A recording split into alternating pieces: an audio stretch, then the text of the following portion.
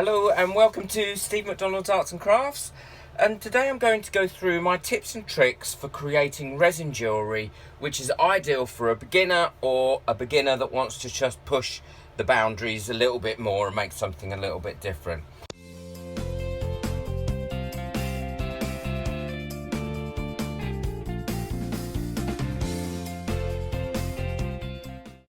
So what I'm going to be looking at today is I'm going to be looking at closed back bezels, which are this type of thing, so they've got a little lip in.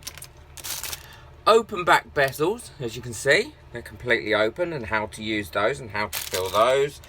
I'm going to be looking at how to cast in a mould and then turn that into jewellery, and we have some pendant moulds as well. I'm going to be looking at cufflinks, which really are just an open backed bezel with a cufflink on the back, and what I'm going to be showing on those is how to put a little picture of something in there and seal it up. And I'm going to be looking at different methods, so I'm going to be doing some doming, and I'm also going to be doing some mica. Okay, so what I'm going to do first is I'm going to prep the little paper stickers that I've made for the cufflinks and show you how to do this. Now you can do this with anything that you've created and you want to seal inside of a resin, anything really, a casting or a picture or anything. And then what they'll do is they will fit inside there, and I'll try and get them as central as possible in there, so there's a little bit of a ring going around them because I like a little border, and then I will fill them up. So we have our two little things there that are going to go in, and what we need to do is we need to seal them. Now I seal them using just a normal painter's tape, so I'll just cut a bit off the clear tape over it to get out all the air bubbles I can get out. There we go, so all the air bubbles are out of it now. So it's folded on itself. Okay. This is where I take a pencil and I run over the picture with a pencil to make sure that is sealed in that one. And again, let's just trim that bit off there. Okay, I will run over that one as well, and it's perfectly sealed there until it fits inside of there like that. Okay, and that way we know it's going to be central. It's going to have a bit of a border around it, but it will fit in there and it will be nice and sealed, ready for the resin. So now the cufflinks are prepped, what I'm going to do is I'm going to prep the open bezels again, and I'm going to prep several of these because I'm going to do something with them. Now, I'm not sure if I said this at the beginning, but really one of the other tips that I would give and tricks is prepare everything prior to you wanting to pour the resin, because if you don't, then what you're going to do is what I normally do, and that's rushing around trying to sort it out and thinking, oh, my resin's curing in me pot. So as you can see, I've cut a strip of clear tape off, and I just use painter's tape for this. It's not, I don't buy special tape for it. I'm sure you can buy special tape. And then I take my open bezel, okay, and then I push down on there, so it's got something underneath it to stop it coming through when you pour the resin. And I push down, so we'll probably get, what, I don't know, 4 on here. All right, yeah, we've got 4 on there. So before I would pour resin into these, I would ensure that they are well stuck down, and I take my pencil as if it's a rolling pin and I roll over them to ensure they are stuck down. Then what I will do is I will And work on an area that's as level as possible, because remember these are quite thin. You don't put much resin in them at all, and as a result what ends up happening is if you're not working on something that's level, then as a consequence what will happen is the resin will pour out. So I'm now prepping the rest of them, a couple of those. Now what you will find is with the ones with the backs on, they don't sit level, and the reason they don't sit level is because these little rings here aren't flush with the back of there. So what I always do is I just take a lolly stick for those and put them on there like that underneath, and then it will become level. Let's zoom into that a little bit. Okay, so you can see, and that actually just seems to level it up perfectly for me. And let's do a square one as well, and that works well for that square one.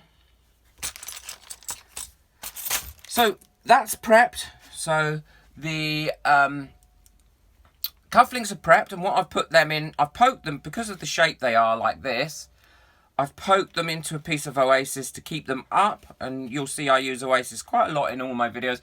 It keeps them firm, but also it does keep them upright as well, so that you can pour nicely into it. What I'm going to show you now is how I fill the mould. So I always fill the moulds using the actual stick itself, because I find that if I use the stick itself, I don't make so much mess in the smaller ones. Now in the larger ones, like these open bezels, then you can pour directly into them and it is no problem. Now I'm not going to be doming any of these at the moment, so I just want to pour in enough to fill that actual mould, and they will have I suppose a slight dome to them because I do tend to overfill, but I will be showing you how to dome in a minute. So I'll put a little blob in there, move it around, okay, let it level out a little bit, and then if I need to add to it, I will add to it using the stick. And I do need to add to that one and the reason I do this is a little bit slower, but I just know how messy I am.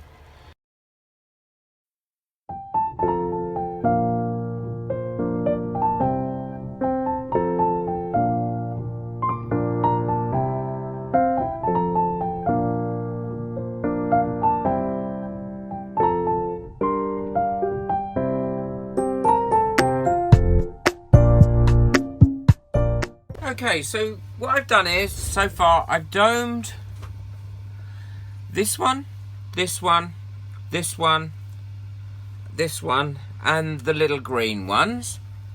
And I'm just going to show you one more that I'm going to dome, and I'm going to dome the square one.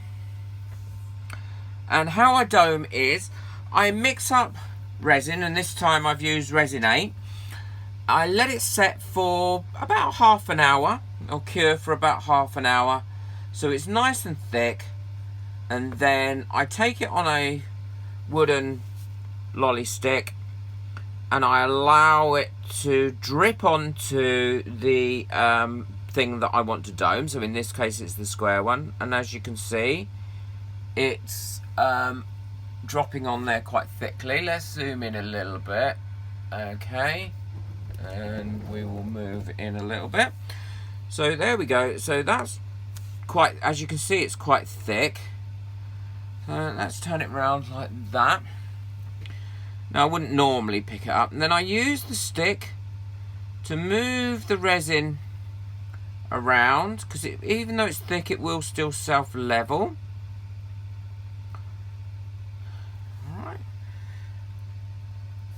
And then let's just take a bit more of this thick stuff. And the reason I don't have it in a cup or anything at the moment is because the resin is because I like to lay it out on something so it's quite thin, so all the bubbles of the normal resin can flow to the top, and I haven't got to worry too much about torching it, because when you torch it, it heats up the resin and then it will tend to run a little bit. So there we go. So we'll put another little bit in the middle of that. And again, like I said, it will find its own level. And you might get one or two bubbles pop up from it. But this way, it's a lot, I feel it's a lot more economical than having to buy separate doming resins. Just letting your resins set up a little bit. And also, really, as far as I can tell, I've used doming resins, I've never had a problem with it giving a domed effect using this technique. So just let it cure up, your normal resin, let it cure up for about, I don't know, 30 minutes or however long you need to let it cure up. I usually say 30 minutes, and then put it on your whatever it is you're looking to dome, and make sure you go all the way around the edge. I have missed a little bit there, and then you'll get a dome. These have now been curing for 24 hours, so they are cured. So what I'm going to quickly show you now is literally with these were the open backed bezels. You just need to take the tape off, and if there's any sticky residue left on from the tape after you've taken the tape off, just rub over it with a baby wipe or a very thin little bit of alcohol on a cloth, and it will get rid of that sticky residue. Now, I did say to you that one of them a couple of them I'd over poured, and I would show you how to do that. And literally the blade up like so with my heat gun, and then what that will do is that will just pass through that resin like a knife through butter. Let me show you. So here we go. Can you see how easy that just comes off then once you've heated the blade up? Now be careful not to burn yourself, but as soon as you heat that blade up, it will just come off. I can't be the only messy person in the world, so I'm sure there must be other crafters out there that are equally as messy as me. And if you look how easy that is just passing through that resin. If there is any little bits on there, just take it off with a warm knife like I showed you, and run over it with a baby wipe around the edges, and then that will all come off. So you can see the difference between the domed ones. As you can see, that one's domed there, in comparison to one that isn't domed, which is that one there. Okay, so let's put them together, and you can see that one has a slight dome on it there, and that one doesn't. And the great thing is the backs are dull, but you can polish that up with a little bit of T-cut, which I use. I've showed you in one of my previous videos. But actually the front of it is really nice and quite shiny. And as you can see, the cufflinks have come out quite well. They've got nice dome on them as well. And I shall probably be wearing those with the little hearts inside. You've got the silicone moulds to take out. Now remember, when you take out a silicone mould, the actual bit that you see is the bottom of the mould. So there's that one, and that can have a strap go straight through it. There's that one, and as you can see, because I didn't use a torch on these, they just pop out of the moulds really simply. Don't know how the glittery one's going to look. Oh, I think that's lovely. That's come out really, really nice. And see how that does. Again, that one's popped out nice and easy, and that has come out, and that is really quite sparkly, and it's got depth to it because I put the glitter in and pushed it to the bottom, but also I put the glitter on the back as well, which has allowed that to give it some depth. And they're very easy to turn into necklaces, pendants. I buy this chain, and I will put the link to the description to this chain. I buy it in quite long lengths. And also these little like leather ones came with some of the bezels that I bought, and they're ideal as well to turn into necklaces. These I just put rings in and then put one of these through it, and these I use these little jump rings to attach them together with a lobster clasp at the end, and I have done a video on that already on how to do that, so if you look above and tap on that link, that will show you how to put the jewellery together. But as you can see, these have come out quite nice and they hang quite nicely. They make ideal gifts or sell at a crafts fair. And again, very easy, simple to do, and really you're only limited by your imagination on what you want to put in them and how you want to create your jewellery. So let's just quickly zoom in to these, okay, and then let's pull that back a little bit so you can see everything that I've made. Thank you. Thank you for watching. Please subscribe, like and share this video as much as you can to help my channel grow. Bye.